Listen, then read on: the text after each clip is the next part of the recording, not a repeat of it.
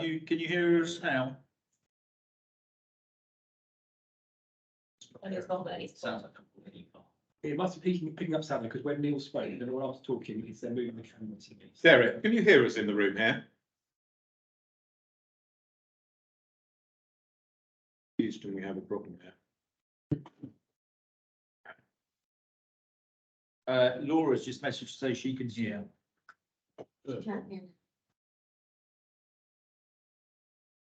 Okay. Yes, sorry, I can hear now. It was muted, but I can hear now.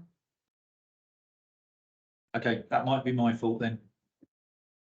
Almost certainly will be my fault. I can now hear you. I haven't heard any of the meeting till now. I've called in several times and anyway, I'm here now and it appears I can hear you, but that wasn't true until a moment ago. Am I not the only one in that position? Yeah, you were. I think that was me. I probably pressed the wrong button on the owl control, so I think we're good now. All right. We're Well, your wisdom to date has been lost as far as we're concerned. And it was brilliant. Okay, we're just talking about investment zones. Neil raised a query about that. Can you just through that? Neil asked to what extent we keep the programme as in the autumn about being a catalyst for high potential knowledge intensive. After that, really, that we've always seen the high Q proposed as a means to stimulate economic development through research. We've in the past had King's College as a partner. We now have Canterbury Christ Church as a partner. So our pitch is likely to be around health and life sciences, but we do need to wait to see what the actual programme consists of, I think, before we would, but that's likely to be where the pitch is. But do accept that we're at a very early stage for that.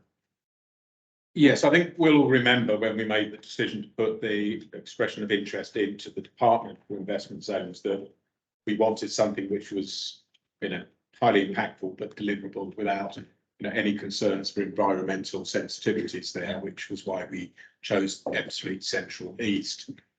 So I think it is to an extent up to us to try and make the running with the department here to see whether, based upon what you just said, Ian, there's an opportunity for us to be one of the more limited number of investment zones moving forward. So if everyone's in agreement, I think we should just be sure that we're putting our best foot forward on all of that. Yeah, absolutely. But if we're going to do that, we probably need to think ahead on addressing the one criterion that we do know is there in the autumn statement. Yeah. Agreed. We also did, I've met recently with one of our two local MPs who was having a meeting with the ministerial team of the Department for Health and Social Care. We provided him with an updating note on everything that was going on in that regard, and also did, connect the thinking into investment zones as part of the IQ there. So hopefully that will enable us to advance things, and we'll be able to reference that as we talk to the department. All right. Are there any other comments on Ian's paper? If I could also welcome to Izzy. It'd be fantastic to have her join us as an apprentice and to improve our diversity on the board as well. That's good news. All right. So that is just for information, Ian. Thank you very much for that paper. That then brings us on to Caroline, communications.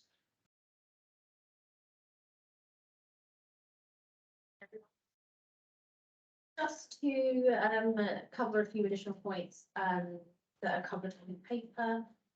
This month, as a result of last board meeting, we have focused on maximising some paid advertising opportunities across our digital platforms, notably across Facebook, primarily to advertise our upcoming community board event on the 2nd, which I'm sure Kevin will cover in more detail. That's seen a really positive return. We've had a 25% increase in our reach to circa 6,000 people across the previous 30-day period. And this is primarily due to our targeted promotion. So it's a relatively low spend for what I consider to be a positive result, and we'll seek to maximise on this for future communications, which is covered in our community strategy, which I'll cover in a second. With this, we're also exploring future opportunities to continue and maximise two-way conversation with residents by the distribution of online surveys and various uses of digital marketing from the 2nd December event. So really seeking to grow an understanding of what our community members want to see across Ebbsfleet, but just to say that we've implemented and utilised paid advertising, and we're starting to see some really positive results on that. Across LinkedIn, we have had a focus on recruitment. I believe, correct me if I'm wrong, James, but we've had 4 posts live this month across the corporation, and our ambition for the last month or so has been to utilise paid advertising and maximising exposure in turn to gain a strong kind of calibre of candidates. This we've maximised paid advertising with our YouTube video, so we're up 81% on post impressions, suggesting that the mix in the media that we have and the way we utilise the platform's resources has kind of been beneficial to us to drive that engagement with those professionals that we're seeking to recruit to the corporation. We have seen a slight drop, which for transparency I will highlight on the performance of our LinkedIn metrics. I don't know if this is because of the market that we're in, if people are particularly interested in looking for jobs at this time of the year. But I did just want to flag that we're going to use all this learning from the past month to help drive our future campaign strategy, because we've updated the website, we've updated the style of the content that we're putting out on platform. So it's important that we learn what works for us, what hasn't, and be able to move forward for 2023 using that knowledge in a positive manner. Ebbsfleet Living has now been distributed, and I'll just flag that last month we discussed reaching more local residents, more local community members outside of the wider Ebbsfleet area. So we distributed this edition to 10,000 residents of Ebbsfleet and wider community members. We've had some really positive responses and feedback from people that have received that. And after I've done with the summary and questions, I'll hand one out for some light reading on your journeys home. Attached in the board report is the 2023 communication strategy. Just to summarise, we've produced some initial content prep for Q1 and our focus that will drive the year ahead, which I've just touched upon. Driving our digital marketing, we're currently in the process of updating our privacy policy to make sure we can deliver effective methods of digital marketing as a new resource. So getting members of the public to sign up to digital newsletters is a resource that we don't currently provide. Another focus is proactive engagement and strengthening links with the community members outside of Ebbsfleet. I know that's a priority for both councillors, so that's been incorporated into the communication strategy. And then, as I touched upon, taking learnings from a solid 8 months now that we have of myself being here, of how we've implemented different social media strategies, using those learnings to drive forward continued success for the year ahead. So that's really a whistle-stop tour, and I'm happy to take any questions. Thank you very much, Caroline. Yes, Simon. So thank you for including the sort of communication strategy for the year ahead. I'm just reading through the executive summary of that, where it talks about the function is to inform, engage, and create awareness, which I support. I think it would also be good to be more explicit about creating advocacy as well, because I think, certainly at this stage, making sure that there is that element and that strand to what we're seeking to do, it would add real value. You know, as the community builds, as more people move in, as you engage with a wider range of stakeholders, creating that advocacy base for what we're doing in vision. I think some important elements of the communication strategy. I think would be my. You met residents or do you wider? I think wider stakeholders as well. Yeah, Because, you know, it's all very well to inform and engage, but I think why are we informing, why are we engaging? Well, I think underlying that is that needs to create this groundswell of advocacy and support and envision that people buy into the concepts that we're setting out. You know, when I read through this, I think there's elements of that in there already, but I think just drawing that out before might be helpful. I had a very similar view on reading it, is that the underlying purpose for informing advice, what are we trying to do? Is it to get people to come and live here, get people to locate their businesses here, or just tell everyone what a good way it is to do these things? It may be all of those things, but that clear focus on the ultimate goal, I thought, it perhaps was lost in some of the very good detail that there was here. So we'll put together detailed strategies for each of the campaigns that we're working on. So I'll make sure that within each of those, we have underlying elements as to what we're advocating. Our work. Thank you. Yes, Valerie. Couple of things. First is a great thing actually that at least two of the trustees at the last trust meeting mentioned that they had received Ebbsfleet Living and they really loved it. So that was great. Very positive feedback from that. The other one, which is slightly, it may just be because I'm so new still, I don't know. I mean, on page 4 around the communication strategy, and I absolutely get, you know, that we've segmented into different audiences and so on, and have goals around brand awareness. But to be completely candid, since we've dropped the garden bit of the city, I personally don't understand the brand, and I'm not sure what branding we have now. And I think it would be really helpful to review that in comment. So in terms of changing the direction, but actually understanding what the brand is that we are now offering. Because I think I understood what a garden city was and a differentiator, and now I'm struggling. Apologies if my timing is, my memory's awful. So I think it must have been 2 or 3 board meetings ago, I presented the revised brand pack, which encompassed the conversations that we had previously had. Yeah, no, I have seen that. So I guess my question would be, do you think that it's a piece of work that's needed to expand on that and incorporate? I personally do. Okay. Because I said I don't have the same confidence that I had previously. In fact, you know, if you think you elevator pitch or something, what is Ebbsfleet now? I actually don't know the differentiate, the USP. Right. I think it's worth revisiting that to make sure we're all on the same page. Yeah, let's do that in the next update. Thank you. Great. Okay. Are there any other observations, questions on the communications report? It's good every month to discuss, and also to discuss Garden City and the use of its descriptors or whatever. Any other comments?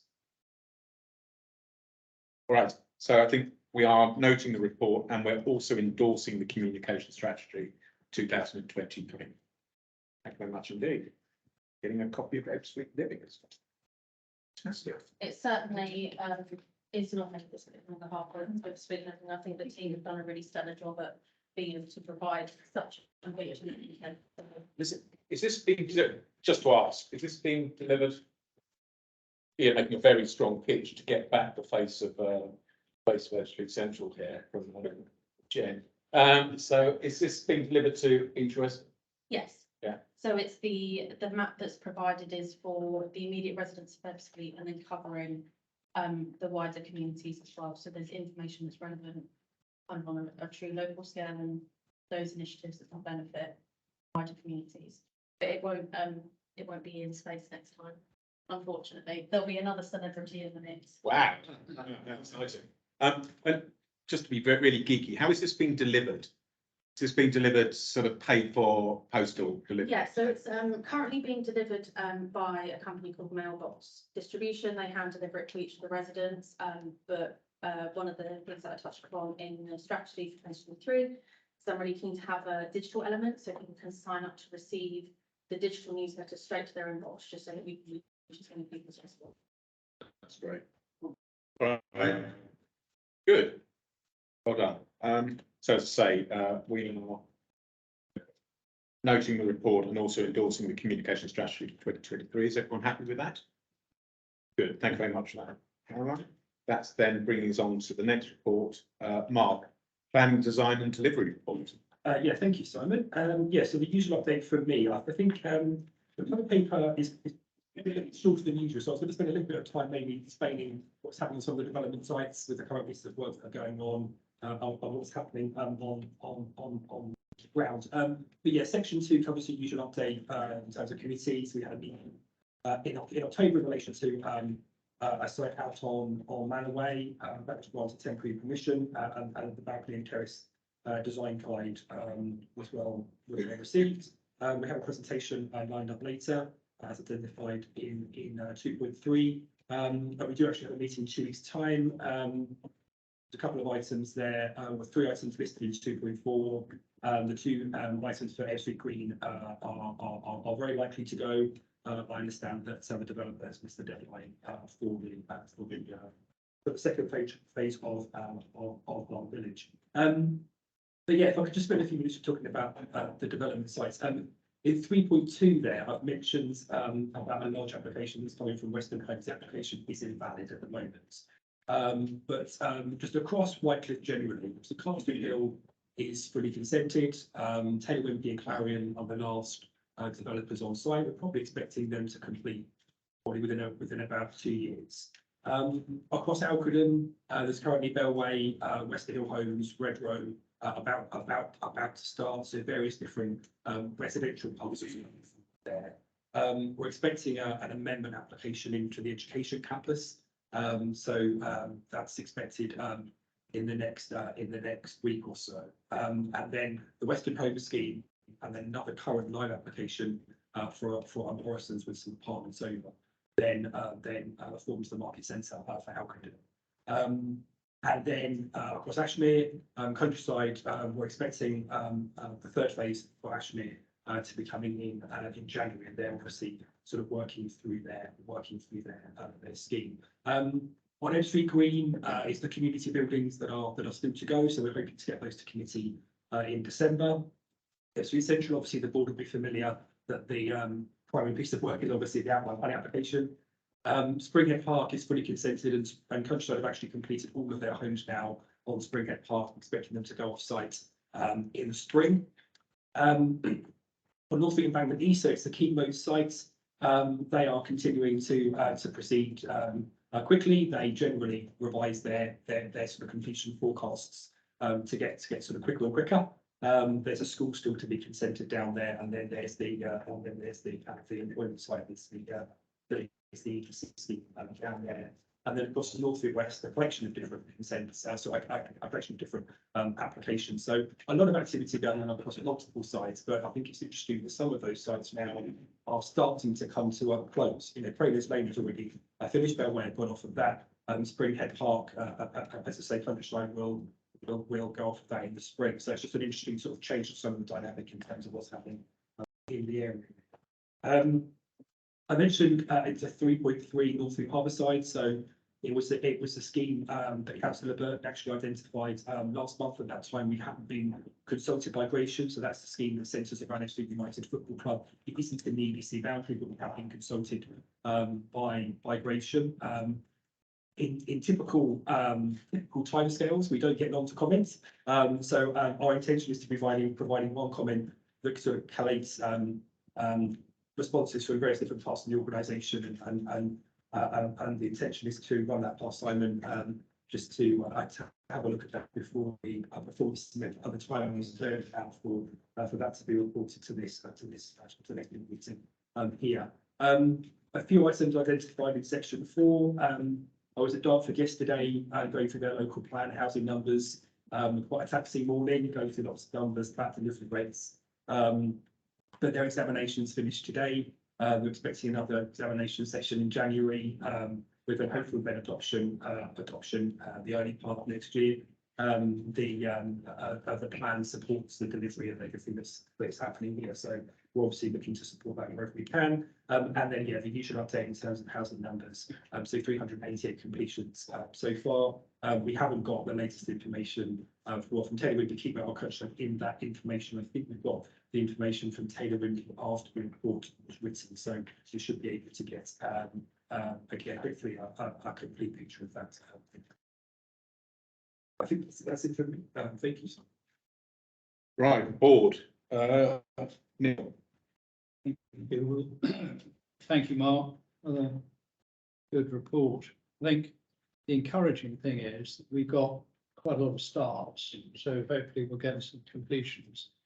And I was just looking at the overall figures for the year, and our target, 630 completions. And at the moment, if you look at the completions to date, 388, October to March, forecast completions 311, but we've had 72 of those. So we've got 239 to go. So we get to 627.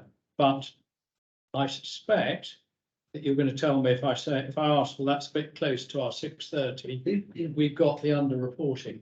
The underreporting will mean that our completions are on target and may be exceeded. Am I being too optimistic? No, I think you're spot on there. I think that, yeah, I mean, those developers that haven't got current data for, obviously, we had data from the previous months, we've probably the last month that we haven't got information, but they are the ones that are completing a lot at the moment. They're very active.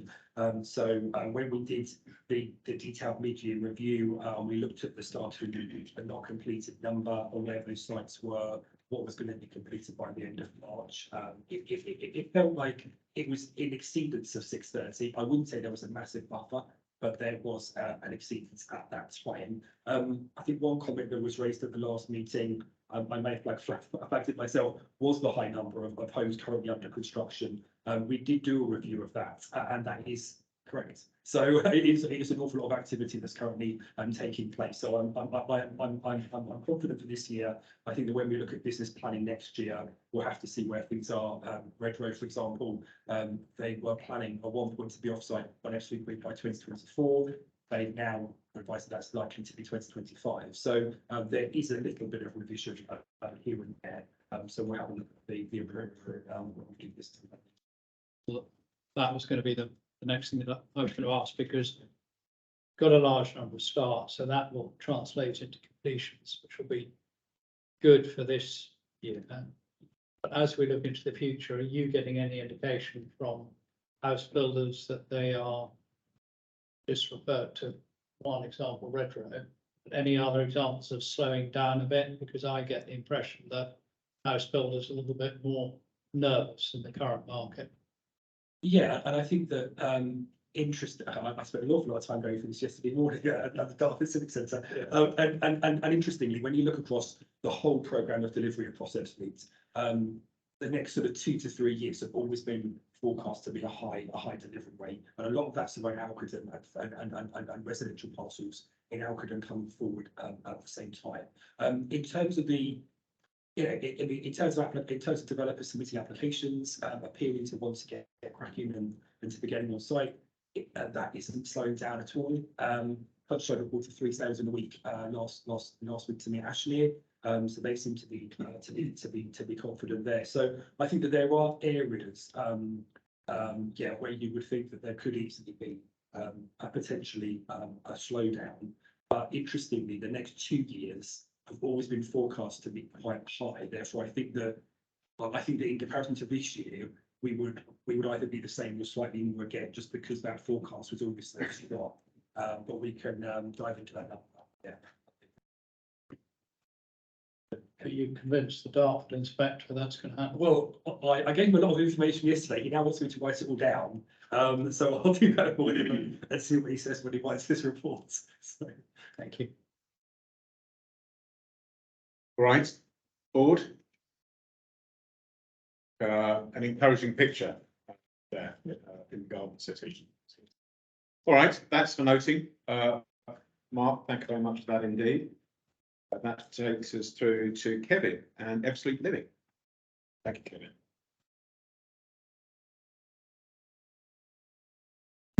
Good afternoon, everyone. I'll take the paper as written and just pull out a couple of highlights. Particularly this month, I just wanted to pull out a couple of projects which were of value to our neighbouring communities, as it was one of the issues that were kind of raised last month. The launch of our social value ambitions and the Match My Project portal this month was a really great sort of landmark for us to show how we will be contributing towards wider community-based activity in both Ebbsfleet and our adjoining communities. The Match My Project portal in particular allows developers and contractors in the area to match project ideas from both existing and new communities in the future, and they'll be able to fund them directly with us sort of supporting the portal. So that hopefully will start helping us, I'm sure, some very direct influence over our project to local communities. And the second one, just sort of pulling out as a highlight, is our Creative Exchange programme. That's part of the Cultural Development Framework, which we do with Creative Estuary. It's funded by DCMS and ourselves.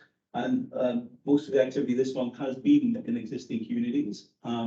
For example, we supported a VR workshop series in Swanscombe using new technology that's being produced in Swanscombe to get people involved in that area.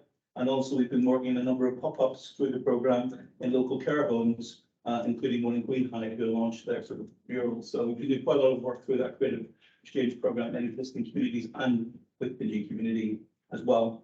One thing just to update you on, since the paper was written, the community board did meet on the 22nd. It was the first time the community board met in the Blue Bean Cafe as a new venue for that, and it was incredibly successful, very discursive. So it shows that's a really good way for us to move forward and bringing the community board into the community more wholeheartedly. One of the highlights of that presentation was the community board looking at the proposals from the Falcon Market Centre, which we're very interested in and make quite a lot of commentary on. We also had a presentation from the Salvation Army. They're trying to open a new base in Ebbsfleet and really get involved in delivering activity here. And they come with some really good ideas about how we get the youth involved. They've been specifically trying to target that group as their target when they move into Ebbsfleet. As part of the community board as well, we were planning our Get Involved in Ebbsfleet event, which is this Friday. This is the first sort of major public meeting we've done, trying to encourage everybody, residents from all new areas, to come together to try and help us understand how they'd like to shape activities and events in the future. So we're hoping for a good turnout. Caroline's been really great at promoting that locally. Again, we're using Blue Bean Cafe for the refreshments and getting lots of people who currently already had funding through Creative Ideas Fund or through EDC or through projects or delivered things themselves. They're going to be sharing their experience to others and try and get more people involved and help deliver activity in the future. And again, just finally, part of our forward look, there's going to be a Christmas fair in Castleville on the 3rd and the 4th of December. That's this weekend. Again, residents delivering that themselves, which is really, really great to see. And the following weekend, we'll have a Christmas carol service popping up in every one of the neighbourhoods locally as part of a sort of travelling cavalcade of joy, with lots of input from local schools. I think even the community board did a little voice box, so big starting part of that moving forward and coming up in every community, including Ashmere this year. And lots of people have sponsored it in different locations, so there'll be free refreshments and other things in different locations as part of that. And for the first time, Santa Claus from Dartford will come to the Ebbsfleet as part of that event as well. It is this fire engine, which I haven't seen yet, but sounds quite exciting that Santa comes to the fire engine or an way about it in Dartford. So that's it from me, really. I'm not so look forward to in January because quite a lot's happening in December, I guess. Yeah, Kevin, look, that's fantastic. Great work as always. Board, are there any questions, observations? Yes, Simon. Just a few. So is the Blue Bean Cafe, is that a sort of social venture, or is it a sort of corporate that's come in to run that, or? With the local entrepreneur who's taking that unit, it's obviously a commercial venture, it's part of, he's renting it, but he's making it very welcome to community groups and the community board, again, with no charge to us. He allows us to use that. There's yoga nights, biz nights, music events, and all the things popping up in it as well. That sounds really positive, just the sort of tenants we want them. Yeah. In terms of the sort of social value event you held on the 22nd, great that that's sort of now out. What were sort of early signs of response to that in terms of the people who came along and the engagement that they had? So are we getting some early signs that people are going to be sort of signing up and in terms of matching projects and so on, which was the ambition that flows from that?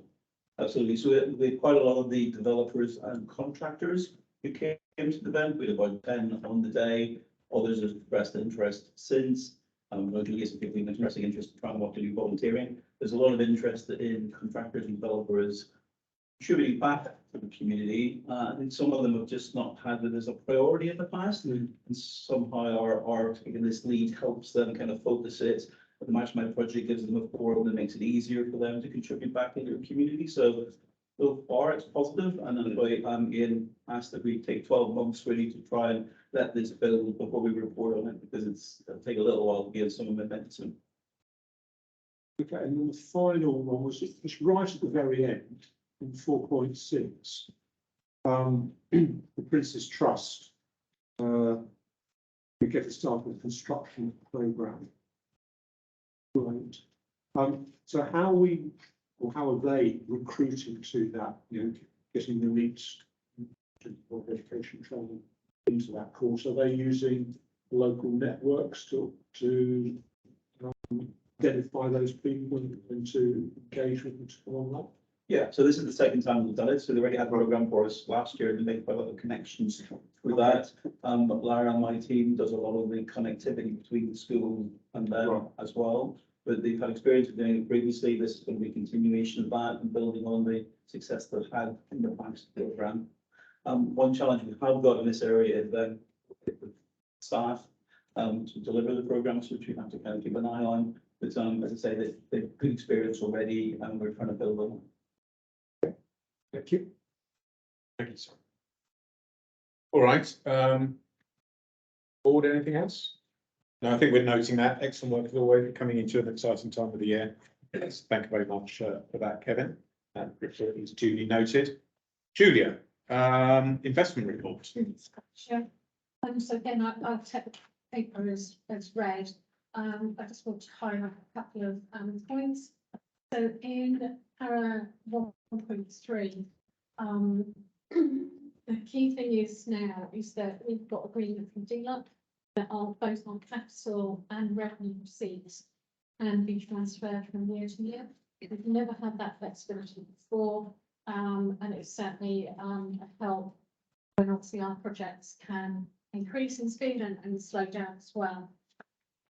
Because of that, what that does mean is that as a result of the work that we've paused on Grove Road and Blue Lake, we are able to transfer that money into next year to accommodate that without losing that money at all. So I think that's a really positive step for ourselves. So what that does mean is we're looking at a forecast outturn of 8.3 million for this year, whilst we do the work that we're doing on those two big projects in order to move forward from there.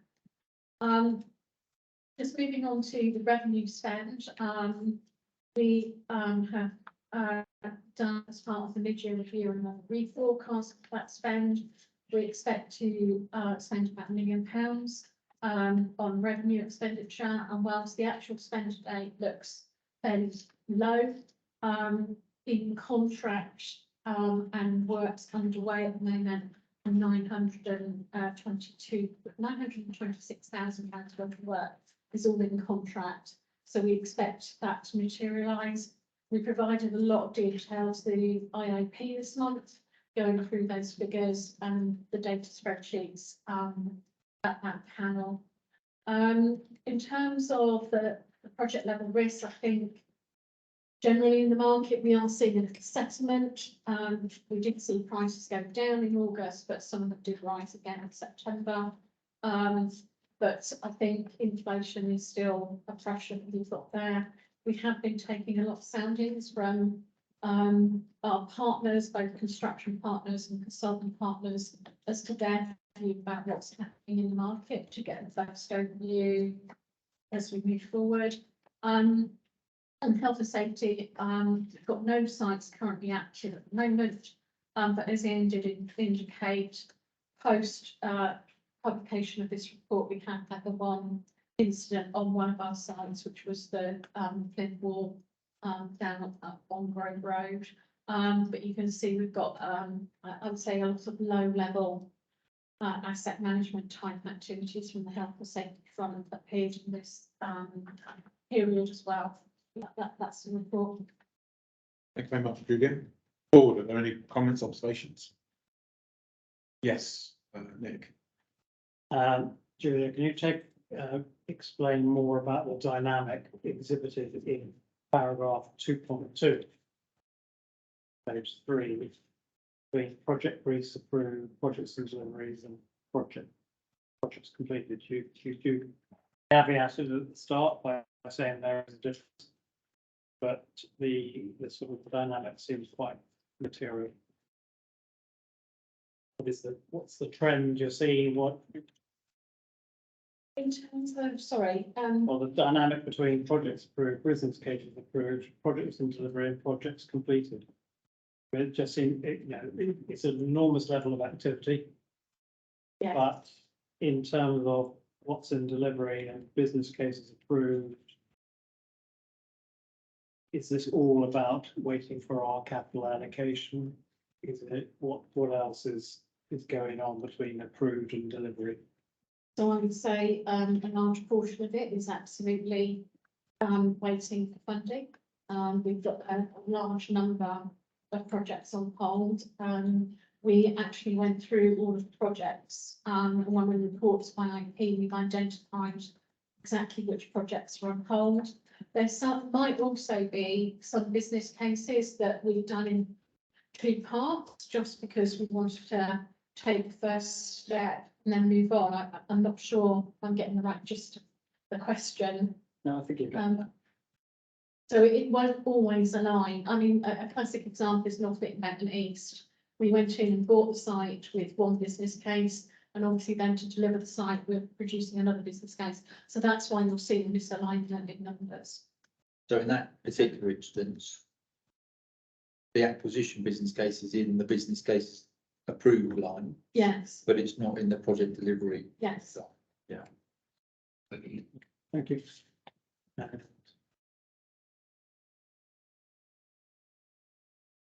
Anything else? Nick?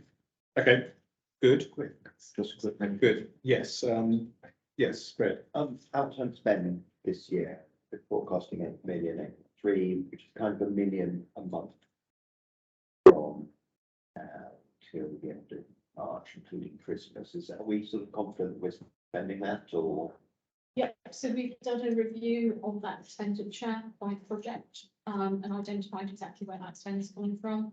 So as part of the midterm review, and then we've moved out any expenditure which we know that's we're not going to cover. So based on the programme we've got at the moment, we expect to expend that. So Spend is lumpy, isn't it? Yeah. It's not a nice even million.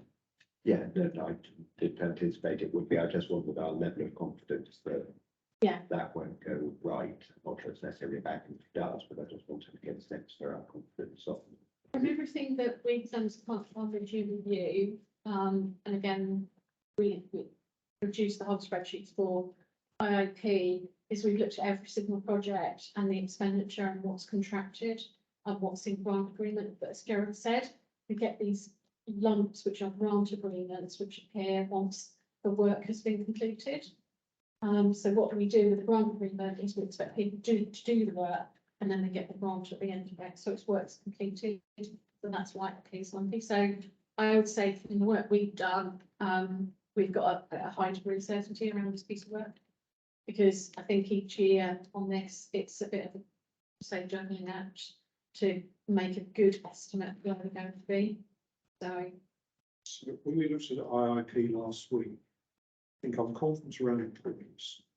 So I think the questions around the contingency elements that sit Yeah. within that 8.3 is quite a lump of contingency that sits within that. We'll have some questions about that, which I know Yeah. you're going to look at outside of the meeting, but I think if anything, my anticipation is probably about £500,000 underspent on that, which will be related to contingency. Thank you. But if you remember, because we're working with only commitments only and receipts budget at the moment. Yeah. We do have some comfort to be able to move that somewhere forward. Next year might be different. Right.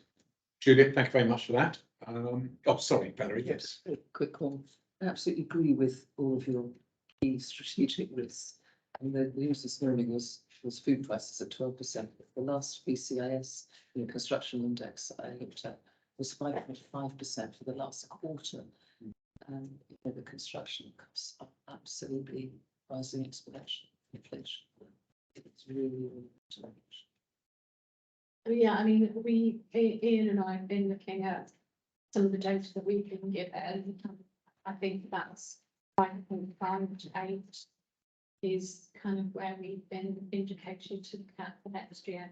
So in the market data that we've been given. Beginning to stabilise a little bit, is what the contractors and consultants are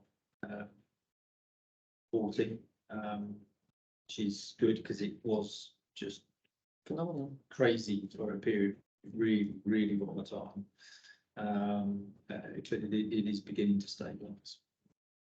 One of the biggest mitigations that we can have is working with any contractor from the point we get, if we bring a business case to yourself and it then has to go through to the department, is to make sure that we have the shortest possible time between the business case going through ISC to signing the contract to get mobilised and to get them on site. Now, we've got the team looking at that in the programme to minimise it so that we can get the prices held when we're ready. So that's actually a really critical part of our programme now, to make sure that we actually get on site as soon as we can, once we've got all the approvals in place. So that's something that we're actively looking at the moment. And replace orders up front wherever you can for components around Windows. It's M&E equipment, it's everything is a bit of a struggle. So. All right, good. Thanks very much for that, Julia. Thanks for all the hard work.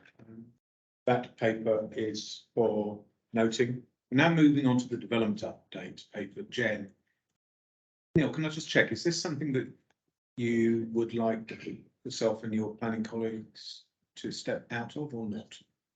I think we have to step out for Ebbsfleet Central. So yes. Yes, all right. Well, we'll give you a moment to step out then. Thank you. And this, for those watching, is because of our handling arrangements, the separation between the board decision process and the planning committee process. So Don't go far, because I don't think it'll be long. yeah.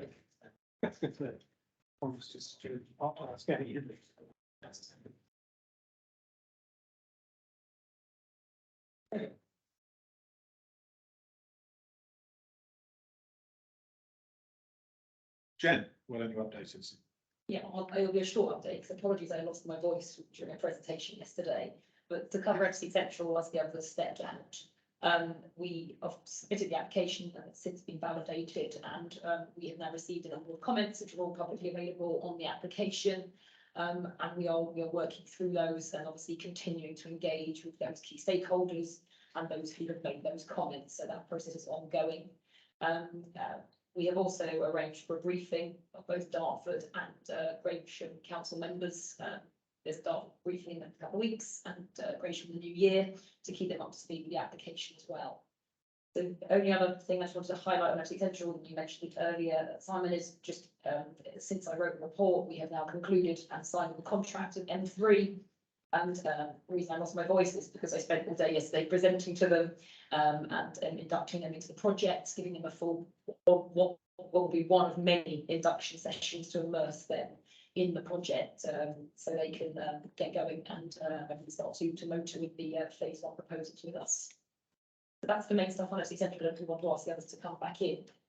Or Questions first. Yeah, so can you just talk us through what they'll be doing, as I know it's been in previous papers, but just to remind us their phase 1 works? yes, so they'll Ebbsfleet will be acting as our development manager, so they'll be having to coordinate all of the planning and the design of the stage 1 infrastructure that we are looking to put in as strategic master developer.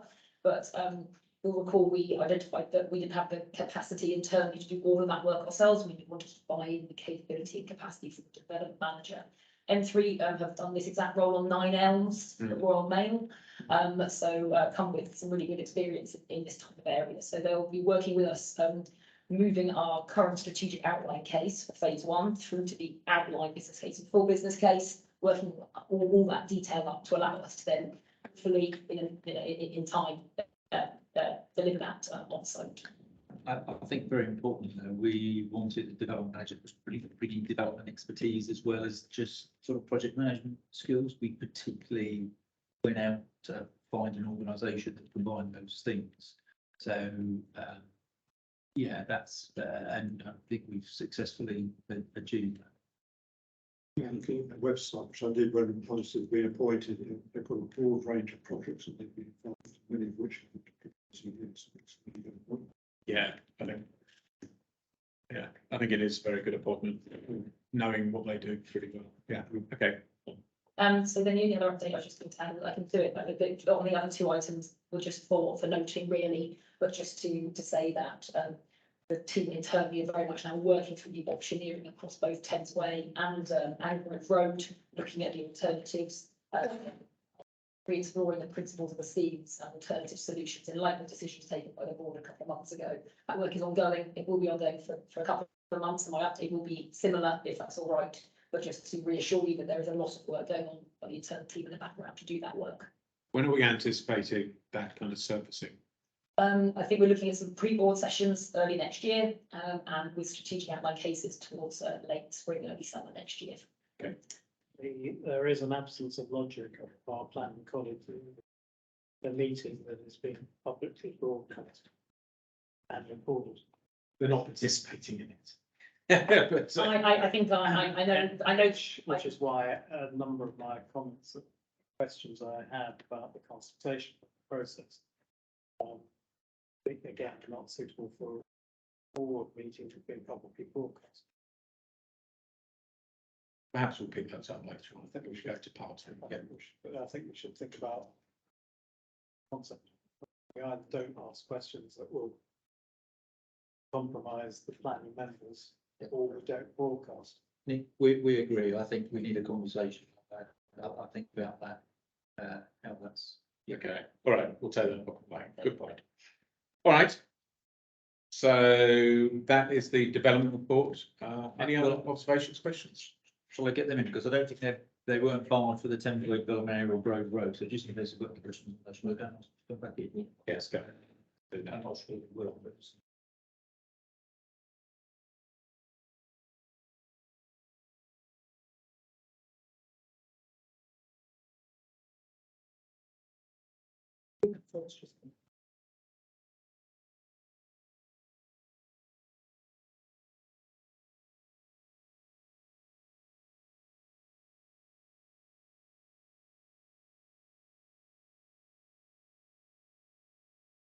Yeah, we were wondering whether on Thamesway development area and Grove Road, you just repeat where we are. Yeah, of course. I was just sort of noting that for both projects, since the decision taken by the board, we are working through that process to explore the principles of the schemes and explore alternative options. So it's just reassuring the board that work is going in the background with the internal team. It will take a few months to play through, but it's very much ongoing, and we'll bring things to you in the new year as that process crystallizes. All right, I think that is duly noted, that report. Save you repeating your speech for the third time now, James. given that you've lost your voice, we thought we'd just test you. So that report is duly noted. Welcome back, Fred. And then, thank you. That then takes us on to Gerard, Finance and Operations report. Thank you, Chair. The report in front of you shows the position as at the end of October. Point I'd like to highlight to the board, last time we reported a likely underspend on our revenue side, just under 200,000. And for the year, it was mentioned they had that full review of project spend this year. So that has, unfortunately, because of the sort of pause on a couple of projects, Grove Road, Blue Lake, it's meant the ability for them to spend this year has been significantly reduced. So that has given them a forecast now turn on the sort of project feasibility program line, just £1 million. So that's freed up another sort of 300,000. So adding that to the 200,000 gets us to £500,000. We've then carried out further review, given the timescale we're now in, how few months there are left, and the likely timescales of our future recruitment. That's also highlighted some more potential underspend. We've gone through with a fine tooth comb, and we've come up with a conclusion that we think the underspend is now near 700,000. That coincided with a request from the department around the supplementary process. So we have identified to the department that there is 700,000 available and likely underspend from the corporation this financial year as a one-off. We have pointed out that it is a one-off, it's not a recurring amount. They have taken that into account. So at the moment, we're still showing the full 6 million allocation likely from the department. Once that 700 is formally accepted, then you will reflect that in the budget, but we are showing in the annex 700,000 underspend against the current full year allocation of receipts. So that's for to take into consideration. The recruitment, Judith mentioned the capital budget on recruitment at section 4. There have been a variety of recruitments happening. Some have been successfully recruited to, which is good news. And there is future recruitment planned over the remaining 4 months of the financial year. Right, board, any comments, observations? Yes. Just one from me, Simon. So it's great that we've got roles that are being filled internally, which is great for sort of succession planning, staff development and so on. I just wanted to check, are we getting now the sort of strength of field of external applicants as well to sort of test our internal applicants again, so to speak, in terms of the recruitment pool that we're drawing from? I think in this in the last 6 months, we did have some external applicants for the roles that we're talking about, but not huge numbers. And that's one of the reasons why we have changed our approach. Caroline referred to quite a bit how we remodel our exposure and seeking to promote the jobs more effectively. The early signs from that are that's looks to be working. So one role, for example, that was advertised previously, and I don't think we had any applicants at all, or virtually. We've now got 20 of variable quality, clearly, but that's much improved with that new approach. I think a number of other posts close in the next few days. So again, we'll see the results of that. So yeah, I mean, and some of the posts there were external applicants that we interviewed and benchmarked against as well. So I think we are fortunate, and I agree with you. I think it's a good, healthy thing to be able to promote. From a capacity point of view, of course, that delays the fact that we then got to go and backfill. So we're not, but that's I think that's a necessary evil of being able to encourage staff in their personal development as part of the overall mix. So just a follow-up question then. So in terms of where we are now starting to get external applicants applying, what sort of diversity monitoring are we doing in terms of diversity of those applicants and how they then flow through from application to shortlisting to appointment, which is really important to understand how that's working.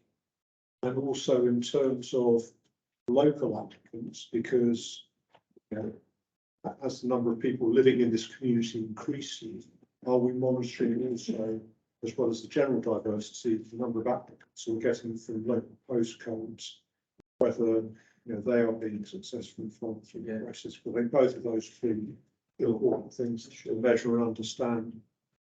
So certainly we do a full diversity monitoring process with applicants and through the process. I don't know to what extent we monitor local. Not location, where. Location. Probably don't want that, maybe it's been diversity information. Yeah. I suggest we think about that, because I think, you know, the more people come to live in the neighbourhood, I would hope that over the years that we get an increasing number of those coming to work. In corporations. I mean, anecdotally, purely anecdotally, actually, we do see for many of the roles. I mean, for some roles, it's almost exclusively local people. And I think we've now got 3 or 4 people who are actually residents in the Gulf, members of staff. But anecdotally, for other roles, we do see quite a healthy number coming from North Kent and other parts of Kent. And yeah, no, we'll look at that sort. Yes, Neil. Notice that the underspend, or the largest item of underspend, is on staff costs, salary costs. Just from a HR perspective and support for staff. I mean, that means that roles not filled, some filled by agency, see on the figures. But Ian, really a question for you.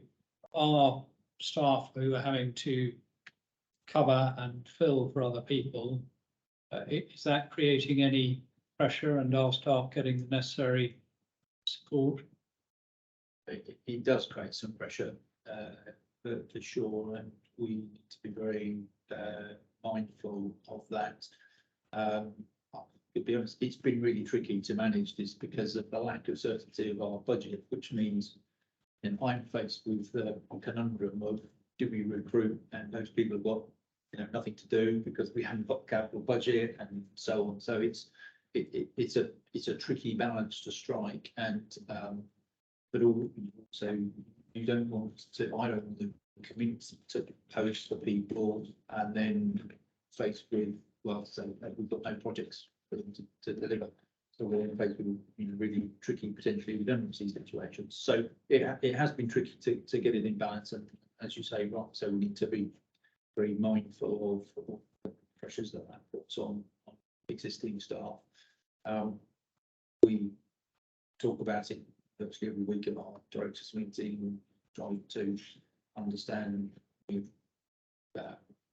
being fleet-of-foot and flexible in terms of identifying the roles that we can commit to, and we're trying to do that. But yeah, we have to be very mindful of that pressure. That pressure is certainly felt in some months. Sure. So you've got an eye on it. Yeah. So the roles that we've recruited to, are they new roles because we're expanding, or is there an unnecessary, an unduly high churn? No, we've actually had a very low turnover historically as a corporation. These are a combination of new and existing. So, for example, Jen was successful in becoming the Director of Environment. That created a vacancy as head of Central. That's now been filled by an internal candidate, so we have to fill their role. There are also some new posts. So, for example, one post we've got out at the moment is a procurement manager. We've been relying for the last few years on an external resource for that. But so it's new as a post to us, but not new as a resource that we. But we've also, well, we haven't actually started to recruit this, but in our complement, we've got an environment manager post, which would be a new post to reflect the priorities of that the board had previously identified. So it's a mixture of both. Thank you. It's obviously fantastic news that we're running processes, very internal, skilled employees are able to achieve promotions. It's obviously good to reduce churn, but also retain talent and knowledge and expertise. So excellent. Thank you. Thank you for that, Gerard. That's duly noted by the board. Then Ian. Now segue here, EDC staff performance appraisal policy. Thank you, Chair. So this paper summarises the position that we've reached in terms of our staff performance appraisal approach. You will note from the paper that the Remuneration Committee have considered the proposals in some detail. We've had a couple of sessions with the Remuneration Committee. I'm not just going to go through this, but this review followed issues and concerns that have been raised through various means, particularly stars, survey results. I commissioned an independent review of our approach to it, which was quite a historical one. I've been here pretty much from the start and adopted from civil service approach. We've made some very small minor changes over the years, but this was the sort of first time really that it had a thorough review. As a result of that review, in 3.1 there are some key features of the new proposed process, which I won't go through, but very happy to take questions, and hopefully they're fairly clear. I think one of the main ones of those, but maybe there's a danger that you over focus on this, is the separation of the performance related pay, call it a bonus, but performance related pay and individual performance. There's a proposal to separate that, and actually that any future performance award will be linked to corporate as opposed to individual. That element was in the review that we did, and feedback from staff was the aspect that our overall approach gave rise to the most negativity about the process. So we've had a reviewed options in that respect. We've discussed those options with the Remuneration Committee.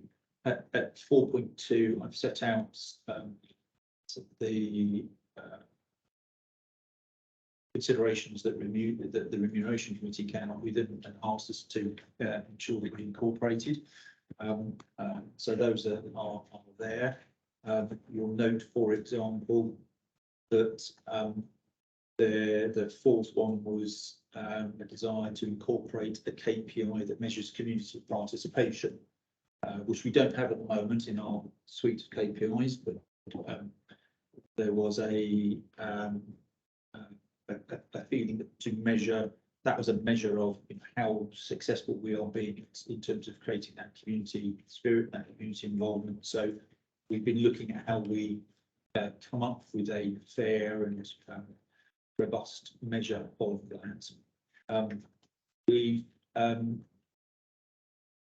as a result of the proposed changes, we updated our policy, which is attached to the document as an appendix. So formally, if the board endorse this approach, then I would be asking the board to approve that new policy itself. I'll probably stop there, Simon, because hopefully the paper is reasonably self-explanatory. If you as chairman of REMCON wanted to add anything to this from REMCON's considerations, that no, I think I'll explain. Thank you, Ian. Thank you for that. I think we've had a couple of sessions on this from a REMCON perspective, taken very seriously. Remuneration of our employees it's important that it's fair, transparent, operates as so, and is seen to be as such. Are there any observations, comments from the board? There is a decision here where you're being asked to note the new performance appraisal system and agree on the new policy. Are there any? Yes, just two clarifications. One was in the first paragraph of 3.1, where it talks about the amount of any performance will be saved or eligible stock.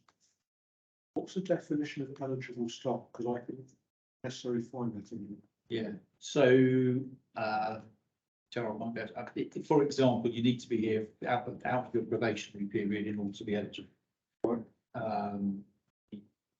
I mean, there is, what, anything, Basically, there's a time period, so if you're running on the last day, you're not entitled to a 4 years bonus. So I mean, there's a time criteria to become eligible for that evening bonus.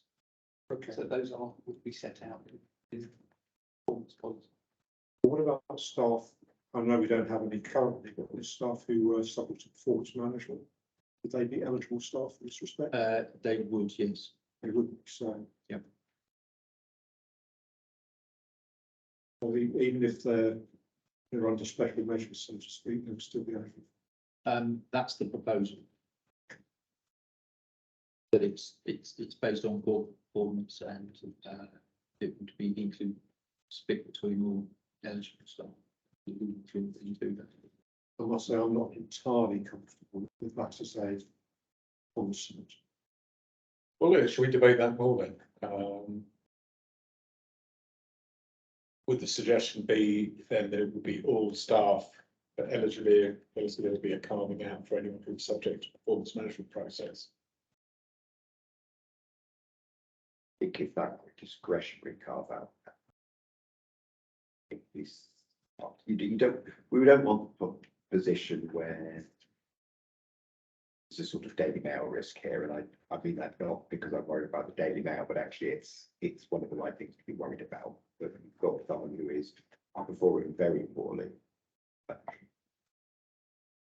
Should not, I mean, you should just for the short get a bonus, but will get a bonus because there's no element of discretion at all. I wouldn't favour a mandatory carve out because special measures can be all sorts of things.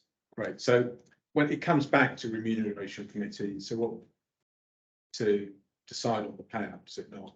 And then that is noted at board, is that the process? Yes, yeah.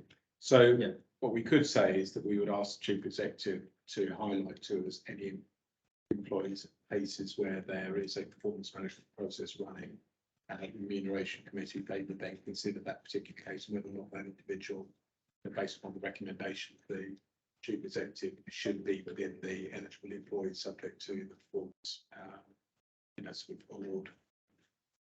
That.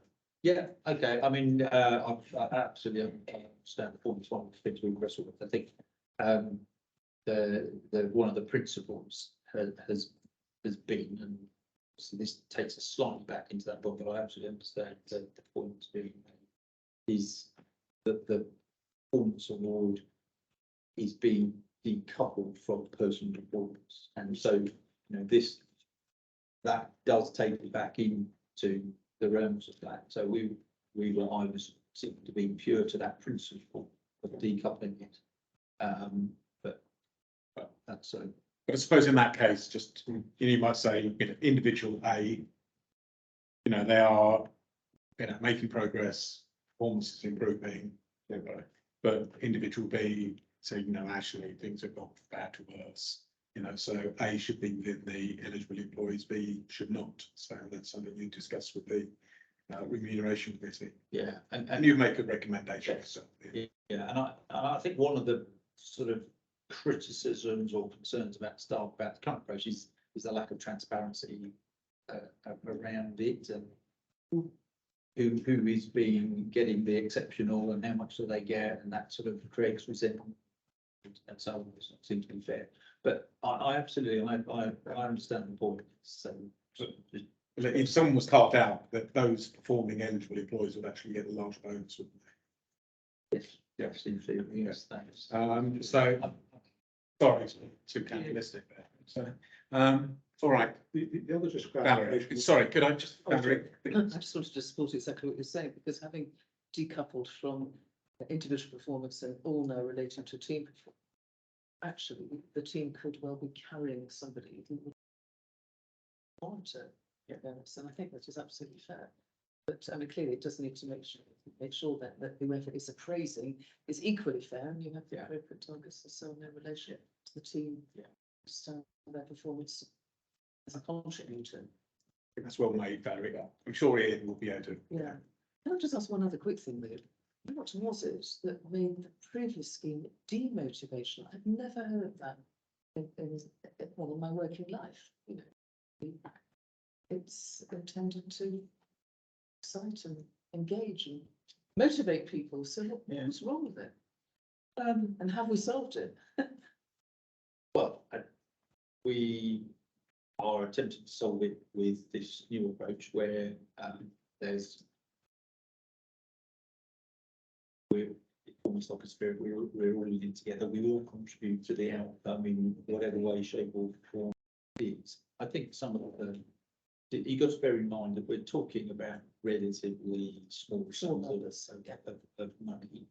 You know, not large sums of money that might be available in other sectors. I think a big part of it perhaps was the sort of lack of transparency. Once you have that, it's based on personal performance. Quite naturally, then people begin to say, yeah, but is everybody having the same level of objectives set for? Are we all being measured on an equal, very consistent basis? Is their job easier than my job? You know? Yeah, you know, and I, you know, I'm over, you know, I'm doing an awful lot more than that person over there. Whatever they're, you know, whether that's right or not, those sorts of perceptions start to, and for a relatively small amount of money, that can just start to breed, and perhaps has done, you know, in the past, some sort of discontent or anything. And then there's the point about, well, we've never published or made public that these people here, maybe we should have done, have got a higher award for their performance being exceptional, and the amount that they've got on these things, they may well, we've never published. And so that's a further criticism, but yeah, it's those sorts of things. Right.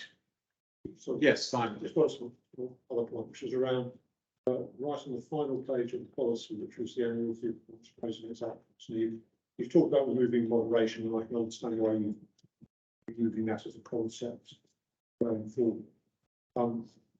Are you, I suppose, down to that is, are you confident through the measures that you're going to focus on those three key areas that are listed, that will, you know, enable a consistency of approach to be effective across the organisation?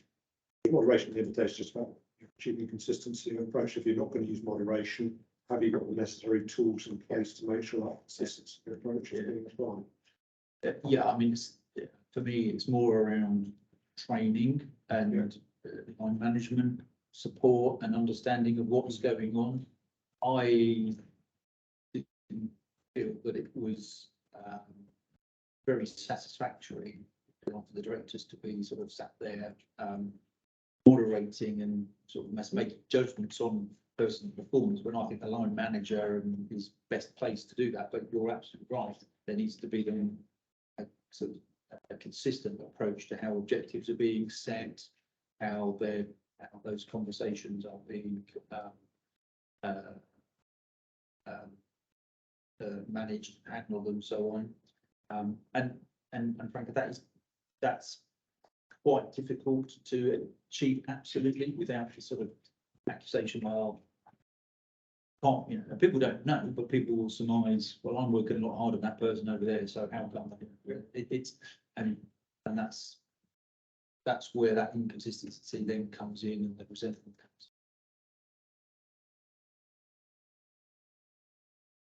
So I think it's just something we need to keep an eye on in terms of absolute remuneration, how that process is happening.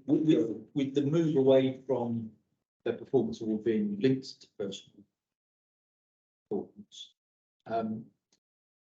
the consistency is around how objectives are being set, how the conversations are being held, and that's where we need to focus. And I think that is about training line managers, directors being aware of what's happening in their teams. But absolutely, that's important. Right, quite a good chat there. Is everyone happy with the recommendation being subject to the change that we discussed? And thank you for raising this. Everyone happy with that? Yep. All right, good. Decision duly made. That then brings us to the end of part one of our meeting. As always, we have received some very probing public questions, so answers to those will be put on our website. Thank you very much for those questions. It's always good to see that you're keeping an eye on us, which is fantastic. So thank you for that. This is our last board meeting of 2022, though it is still November. We'll be wishing everyone a Merry Christmas. A little way to go until we get there. But it's the last time you'll see us on one of these broadcasts. Thank you very much for engaging with us during the course of this year. We have made excellent progress. We will make even better progress and faster progress next year. So have a Merry Christmas, everyone. Thank you.